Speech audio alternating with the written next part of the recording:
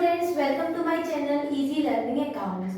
आज की इस वीडियो में हम chapter admission of the partner के जर्नल एंट्री के बाद कौन कौन से लेटर इंपॉर्टेंट अकाउंट्स जो हमारे इस चैप्टर में बनते हैं उसके बारे में पढ़ेंगे। लास्ट वीडियो में मैंने आपको वो सारे जर्नल एंट्री का एक सीक्वेंस लिखवाया था जिससे बेस्ड हम पूरे क्वेश्चन को कंप्लीट अटेंड कर सकते हैं और कोई भी एंट्री हमारी ना छूटे तो हम एक ऑर्डर डिसाइड कर लेते हैं और उस ऑर्डर में मैंने उन एंट्रीज को कराया।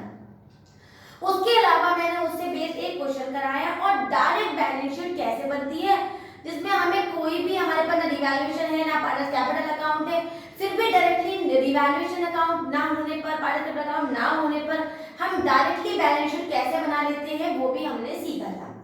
आज की इस वीडियो में हम ऑल लेजर अकाउंट्स मतलब जितने भी necessary account chapter admission of the partner में बनते हैं उनका डिस्कशन करेंगे कि वो कैसे बनते हैं, कौन कौन से स्टेप्स होते हैं और उससे बेस्ड हम एक क्वेश्चन भी करेंगे। ठीक है, तो हमारे जब हम एडमिशन का क्वेश्चन करते हैं बेटा तो बेसिकली हमारा जो पहला अकाउंट बनता है वो बनता है रिवैल्यूएशन अकाउंट जिसमें एसेट्स का बढ़ना, एसेट्स का घटना या कोई अचानक से एसेट्स मिल जाना, लायबिलिटी आ जाना, ठीक है, इन सब चीजों का हम रिकॉर्ड करते हैं।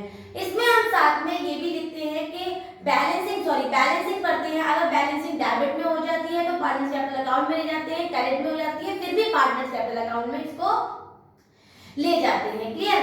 इसकी जितनी भी इंफॉर्मेशन हमें मिलती है वो हमें क्वेश्चन में बैलेंस शीट के नीचे जितने भी एडजस्टमेंट दिए होते हैं वहां पर इसकी इंफॉर्मेशन मिलती है। सबसे पहले हम रिवाइज करेंगे या समझेंगे कि एक रिवैल्यूएशन अकाउंट को कैसे बनाएंगे और सबसे पहले नंबर पे बनाएंगे तो क्या क्या चीजों को हमें उस पर ध्यान देना है। ठीक है बेटा, तो सबसे पहला है हमारा रिवैल्यूएशन अकाउंट। अभी मैंने आपको बताया था कि एसेट्स का बढ़ जाना, घट जाना, एसेट्स का मिल जाना या लायबिलिटीज का अचानक से मिल जाना जो एडजस्टमेंट में दिया होगा उससे बेस्ड हम रिवैल्यूएशन अकाउंट बनाएंगे।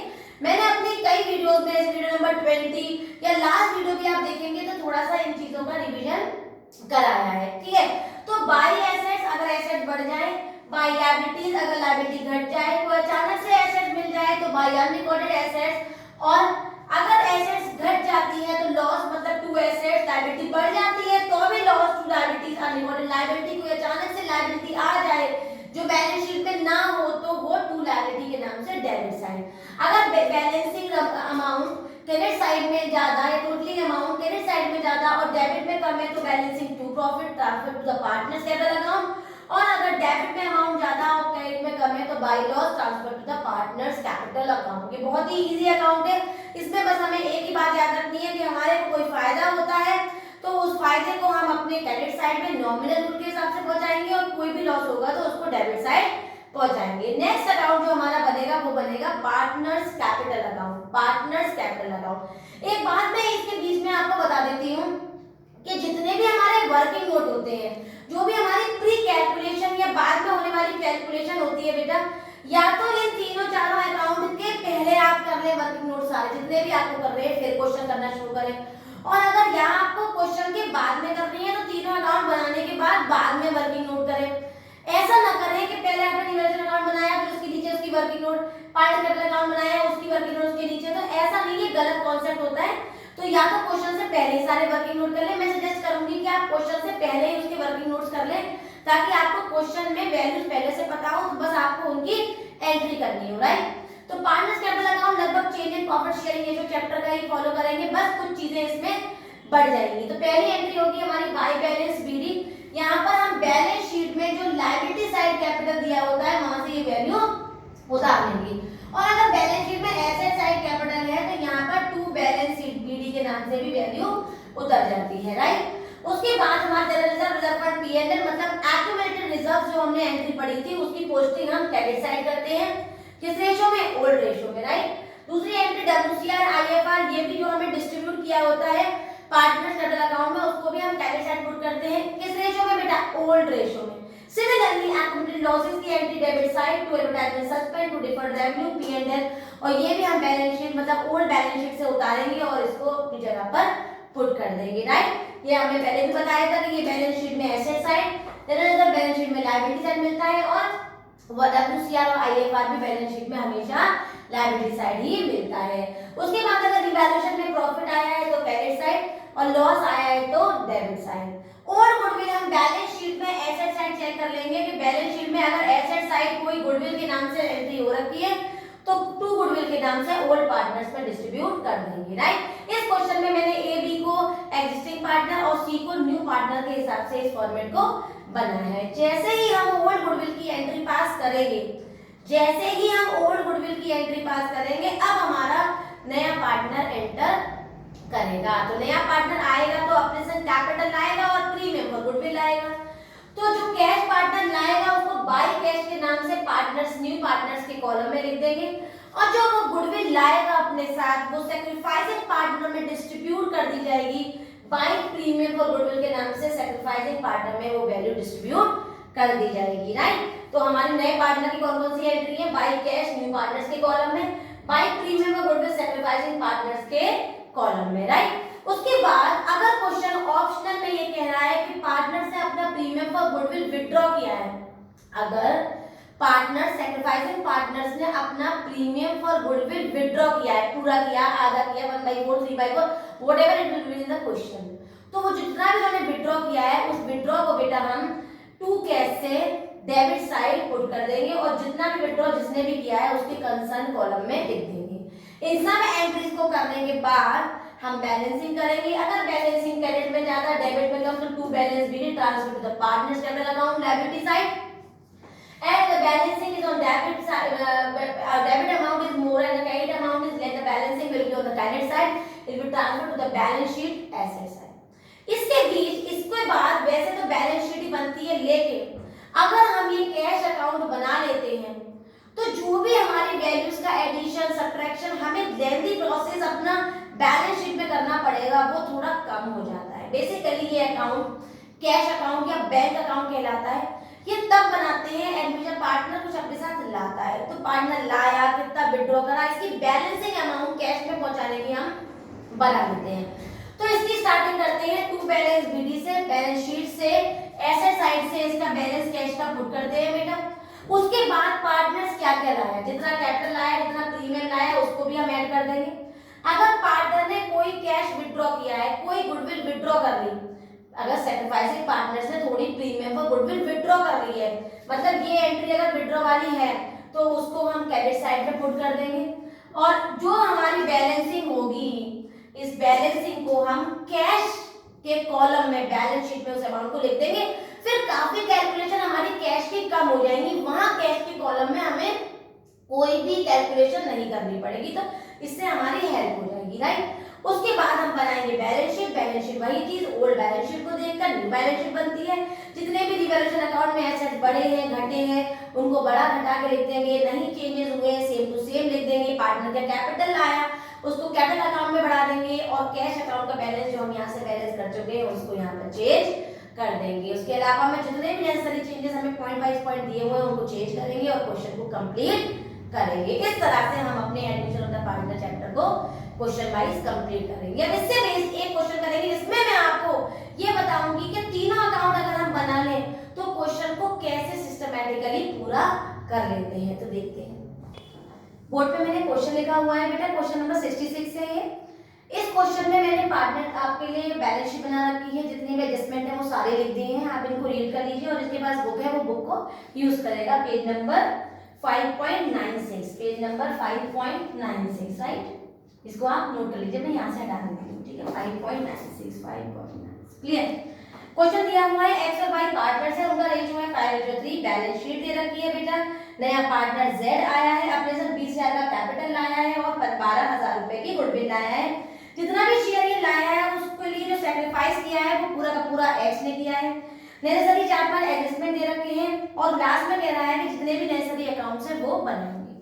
तो डायरेक्टली टाइम ना वेस्ट करते हुए सीधे हम क्वेश्चन पे आगे बढ़ते हैं। क्वेश्चन में हमें क्या करना है वो एक एक करके ध्यान देंगे। तो सबसे पहले बात हमेशा याद रखना, लास्ट में चेक करना क्वेश्चन हमसे करवा क्या रहा है। तो क्वेश्चन कह रहा है जितने भी नेसेसरी अकाउंट्स है वो बनाएंगे। क्लियर है बेटा। एक बात मैं आपको अपने पर्सनल बता देती हूँ बेटा, please follow the order of journal entry as the order has been followed by you, the answer will be complete and correct, right। तो सबसे पहले हम देखेंगे कि क्वेश्चन में जनरल रिजर्व फंड P&L है, क्योंकि हमारी पहली एंट्री वो थी, हमने देखा तो general reserve, reserve fund, P&L में से हमें कुछ नहीं दिखा, दैट मींस पहली एंट्री नहीं होगी, राइट। दूसरे नंबर पे हम देखेंगे कि एक्यूमुलेटेड प्रॉफिट या एक्यूमुलेटेड लॉसेस में से average suspend deferred revenue P&L है, तो हाँ बिल्कुल मुझे P&L दिख गया, तो इसकी एंट्री पार्टनर्स कैपिटल अकाउंट में होगी, मैंने निशान लगा लिया। तीसरी entry workman compensation investment fluctuation है, बिल्कुल है, तो मैंने इस पे भी मार्क लगा लिया, ये भी मैं पार्टनर्स कैपिटल अकाउंट में पहुंचाऊंगी। और नेक्स्ट होती है हमारी रिवैल्यूएशन अकाउंट की कंसर्न एंट्री, जो कि हमें एडजस्टमेंट में मिलती है। एडजस्टमेंट नंबर 1 अगर मैं पढ़ती हूँ तो इसमें पार्टनर्स के आने की बात कर रहे हैं, तो वो पार्टनर्स कैपिटल अकाउंट में नोट होगा, तो वो रिवैल्यूएशन अकाउंट में नहीं आएगा, उसको हम अभी रोक के बाद में करेंगे। सेकंड नंबर पे कह रहा है ईपीएफ इंक्रीज्ड बाय 5000, ईपीएफ दिया हुआ है लायबिलिटी से, दैट मींस लायबिलिटी बढ़ गई, लायबिलिटी बढ़ गई तो फर्म का क्या हुआ, लॉस, तो लिखेंगे 2 ईपीएफ 5000, राइट। नेक्स्ट लिखेंगे ऑल डेब्टर्स आर गुड, मतलब जितने भी डेब्टर्स पे प्रोविजन था वो अब नहीं है, तो फर्म का फायदा हो गया, कितने का फायदा हो गया, 600 का, तो by provision 600। Stock include 3000, obsolete, obsolete मतलब खराब हो गए तो वो रिटर्न ऑफ हो गए, तो स्टॉक कम हो गया 3000 रुपए का, फर्म का नुकसान हो गया, तो टू स्टॉक भी हम डेबिट साइड लिख देंगे, क्योंकि जितने भी नुकसान होते हैं सब हम डेबिट साइड लिखते हैं। क्रेडिटर्स पेड 1000 मोर, मैंने 1000 रुपए और दिए क्रेडिटर्स के, तो भी मेरा नुकसान हो गया, तो 1000 हमने इधर लिख दिया। फिक्स्ड एसेट रिवैल्यूड एट 70000, पहले हमारे फिक्स्ड एसेट कितनी थी बेटा, 80000, अब कितनी हो गई, 70, तो नुकसान कितने हो गया 10 का, तो टू फिक्स्ड एसेट्स 10000, राइट। इनको ऐड करेंगे बेटा, 10 11 12 14 15 16 17 18 19 19000 को हम इधर ले आएंगे, और 19000 से हम यहाँ पर बैलेंसिंग करेंगे बाय लॉस, और माइनस करेंगे तो आ जाएगा हमारा 18400, ये हम डिस्ट्रीब्यूट करेंगे अपना 18400 का 5/8 करेंगे, तो ये हो जाएगा हमारा 16 300 0 0 15 का 5 करेंगे 1 3 10 11 11500, और 2300 का हम 3 से मल्टीप्लाई करेंगे, तो ये हो जाएगा हमारा 6900, इनको ऐड कर लो, ये वैल्यू आ रही है 4 के लेवल, बिल्कुल सही करेक्ट आ रहा है, तो ये बन गया हमारा रिवैल्यूएशन अकाउंट। क्लियर है बेटा, हमने जितने भी फायदे हुए थे वो डेबिट क्रेडिट साइड, जितने भी नुकसान थे सब क्रेडिट साइड डेबिट साइड लिख दिए, सॉरी जितने भी फायदे थे वो हमने क्रेडिट साइड, और सारे नुकसान हमने डेबिट साइड लिखी, और बैलेंसिंग हमारी लॉस की हो गई। आगे बढ़ते हैं पार्टनर्स कैपिटल अकाउंट की तरफ। उसके लिए पहली एंट्री हमारी बैलेंस बीडी की होगी, हमेशा याद रखेंगे, पार्टनर्स का कैपिटल पुट करेंगे, कितना है 70 और 30। नेक्स्ट एंट्री में मैंने जो निशान लगा रखे हैं general reserve, reserve fund, P&L, वो हमें दिखा नहीं, तो मैंने उसका स्किप कर दिया। सेकंड निशान मेरा लगा हुआ है P&L पे, तो P&L ये तो लॉस वाला है, P&L अकाउंट को मैं ओल्ड रेशो में बांट दूंगी, मतलब 2400 का 5/8, तो ये हो गया मेरा 1500, और ये हो गया हमारा 3, तो ये हो गया 900, राइट। क्लियर है बेटा, इजी है। अब वर्कमैन कंपेंसेशन रिजर्व चेक करो, पूरे क्वेश्चन में कहीं आपको वर्कमैन का क्लेम दिख रहा है, नहीं, तो क्लेम होता तो मैं क्लेम को माइनस कर देती, क्योंकि क्लेम नहीं है बेटा पूरे क्वेश्चन में, तो मैं 5800 को डायरेक्टली रेशियो में डिस्ट्रीब्यूट कर दूंगी, 5/8, ये हो गया हमारा, डिस्ट्रीब्यूट करूंगी तो ये हो जाएगा हमारा 7 जा 56, और ये हो गया हमारा 2 जा 16, और ये 5 जा, और ये 5 जा 25 का 5 8 को 10 11 2 करिए 136 3625, और इस 725 को मैं 3 से करूंगी तो 15 3 2 6, और ये 7, और ये 21, 3625 प्लस 2175, 0 कैरियर 1 का 0 कैरियर 1 7 और 8, ये हो गया मेरा 5800, तो वैल्यू आई बेटा हमारी पहली आई 3625, और दूसरे की आ गई 2175। क्लियर है बेटा, तो यहाँ हमने लिखा बाय WCR, तो इसको मैंने 5 से 3 में बांटा है, तो वैल्यू बटी है हमारी 5 2 करिए 135, और 1 आ गया हमारा 36, 3625 और 2175। ठीक है बेटा, इसको बांटने के बाद आगे बढ़ते हैं, हमने WCR ये सब सारी वैल्यू बांट दी। अगर मैं ऑर्डर ध्यान रखूंगी तो मेरे पास रिवैल्यूएशन की बैलेंसिंग नेक्स्ट ऑर्डर होता है, तो मेरी बैलेंसिंग आई है लॉस की, तो मैं यहाँ लिखूंगी 2 रिवैल्यूएशन अकाउंट 11500 और 6900, तो मैंने रिवैल्यूएशन का लॉस भी उतार दिया। रिवैल्यूएशन के लॉस के बाद मेरी अगली जो ऑर्डर थी वो था ओल्ड गुडविल। ओल्ड गुडविल मैंने ऐसा सेट चेक करा, ओल्ड गुडविल है नहीं है, तो ओल्ड गुडविल की एंट्री नहीं होगी। अब मैं पार्टनर को बुला लेती हूँ। तो पार्टनर के आने की पहली एंट्री होती है by cash account. Cash account में पार्टनर कितना कैश लेके आया है बेटा 20,000, पार्टनर के कॉलम में लिख दिया। और प्रीमियम फॉर गुडविल, तो प्रीमियम फॉर गुडविल कैश में कितनी लेकर आया है ये 12,000। लेकिन साथ में ये कह रहे हैं कि जो ये 12,000 लाया है वो पूरा का पूरा पेमेंट मेरे किसने दिया है, एक्स ने। तो मतलब एक्स ने सैक्रिफाइस किया है, which he acquired the share from X। इसने पूरा का पूरा पेमेंट किसने सैक्रिफाइस करा है इसके लिए, एक्स ने। तो ये सैक्रिफाइसिंग पार्टनर को ही तो गुडविल देगा, तो पूरी 12,000 की गुडविल ये किसको दे देगा बेटा, एक्स को दे देगा। क्लियर है बेटा, क्योंकि पूरा सैक्रिफाइस उसके लिए एक्स ने किया है तो वो पूरा पेमेंट किसको दे देगा, एक्स को ही देगा। क्लियर है, ध्यान से देख लीजिए, ये एक्वायर शेयर फ्रॉम एक्स, तो सारा पेमेंट वो किसको देगा, सिर्फ एक्स को। तो मैंने सेकंड एंट्री भी कर दी। विड्रॉ की कोई एंट्री नहीं थी, एक बार मैं चेक कर लेती हूँ। मैंने यहाँ पर WCR की एंट्री कर दी, मैं मार्क लगा चुकी थी, मैंने इसकी एंट्री कर दी, कैपिटल उतार दिया, ईपीएफ कर दिया, ऑल डेटर्स गुड कर दिया, ये कर दिया, क्रेडिटर्स की एंट्री कर दी, प्रिपेयर। अब मैं इसकी बैलेंसिंग करूंगी। तो बेटा बैलेंसिंग देखिए ध्यान से, दोनों साइड में ऐड करूंगी क्योंकि मुझे देखने से यहाँ की वैल्यू ज्यादा लग रही है, तो बैलेंसिंग सिर्फ यहाँ पर होगी टू बैलेंस सीडी के नाम से। ऐड कर लेते हैं बेटा 70 और 12 82,000 और 3625, तो 526 और ये हो गया मेरा 5,85625 और दूसरे को ऐड करेंगे 32175 और ये आ गया हमारा 20,000 को इधर ले आए और 32175 और ये आ गया हमारा 8,562,500 1500 प्लस 11,500 दोनों को ऐड करेंगे 0 0 0 करेंगे 1 3 और ये 8,562,500 में बेटा 13,000 को हम माइनस कर देंगे तो हमारी वैल्यू आएगी 5,262 और ये हो गया हमारा 7, तो 7,2,625 7,2,625 राइट। और दूसरे की बैलेंसिंग करेंगे बेटा तो हमारी आ गई 6,900 प्लस 900,008,7800, तो 7,800 को हम माइनस करेंगे 3,2,175 से, तो हमारी वैल्यू आएगी 5,7, ये आ गया हमारा 3 और ये आ गया हमारा 4 और ये है 2। एक बार 2,4,3,7,5 में 7,800 को ऐड करके रीचेक कर लीजिए, गलती ना हो।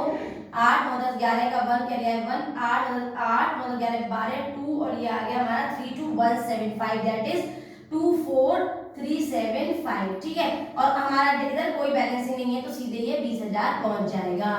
अब देखते हैं बैलेंस शीट कैसे बनेगी। यहाँ पर ध्यान से देख लीजिएगा, यहाँ पर ये वैल्यू 31,000 थी तो हमने 30 लिखा था 31 कर दिया तो बैलेंसिंग में 1,000 का अंतर आ गया 25,375 राइट। तो यहाँ पर 30 था हमने 31 लिख दिया था 30 लिख दिया था 31 कर दिया तो ये बैलेंसिंग 25,375 आ गई। कंप्लीट हो गया, यहाँ हमने बैलेंसिंग कर ली। बैलेंसिंग करने के बाद वैसे तो कायदे में डायरेक्टली बैलेंस शीट बनती है, लेकिन मैंने आपसे कहा था कि अगर हम कैश अकाउंट बना ले तो थोड़ा सा क्वेश्चन में हमें हेल्प हो जाती है राइट। तो हमने कैश अकाउंट में देखा तो टू बैलेंस लिख दिया, टू बैलेंस बीडी में कैश अकाउंट उतारा, अपना कैश का बैलेंस 5,000। पार्टनर क्या क्या लेके आया है तो बेटा जेड कैपिटल लेकर आया है 20,000 रुपए की और जेड प्रीमियम लाया है बेटा 12,000 रुपए का राइट। कोई भी प्रीमियम विड्रॉ नहीं हुआ है, डायरेक्ट बैलेंसिंग कर देंगे 25 ये हो गया हमारा 32 और 5 37,000 और 37,000 यहाँ पे और यहाँ बैलेंसिंग हो गई बाय बैलेंस बीडी, तो ये हो गया हमारा 37,000 20 30 32 33 35 37,000 राइट। तो ये छोटा सा पॉइंट था वो हमने कवर किया। अब हम बना रहे हैं बैलेंस शीट कैसे बनेगी, तो ध्यान से देखिएगा, मैं केवल वैल्यू लिखूंगी, आप इसका एडिशन खुद करेंगे। क्रेडिटर्स में वो कह रहे हैं कि क्रेडिटर्स को हमें 1,000 रुपए और दिए तो 15 में 1,000 बढ़ा देंगे तो कितने हो जाएंगे 16,000 राइट। ईपीएफ में कह रहे हैं कि ईपीएफ इंक्रीज बाय 5,000 तो ईपीएफ कितना बढ़ जाएगा बेटा 10 था, कितना हो जाएगा 15 राइट। WCR को हम ऑलरेडी डिस्ट्रीब्यूट कर चुके हैं तो WCR यहाँ नहीं आएगा, ध्यान से समझिएगा अच्छी तरह। ये मेन पॉइंट है, इसके क्वेश्चन को कंप्लीट होने के बाद ये इसका बहुत इंपॉर्टेंस है, याद रखिएगा। कैपिटल अकाउंट में हम लिखेंगे तो कैपिटल अकाउंट में हमारे पास 3 पार्टनर्स हैं, एक्स है, वाई है और जेड है। कैपिटल यहाँ से उतार देंगे 7,260, यहाँ पर डायरेक्ट उतार देती हूँ, एडिशन आप करिएगा 7,2,625 25,375 और 20,000 इसके अलावा यहाँ और कुछ भी नहीं आएगा, आप ऐड कर लेंगे।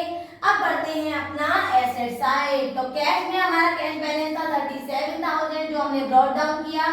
डेब्टर्स गुड हो गए थे तो डायरेक्टली 20,000 पूरा लिख देंगे।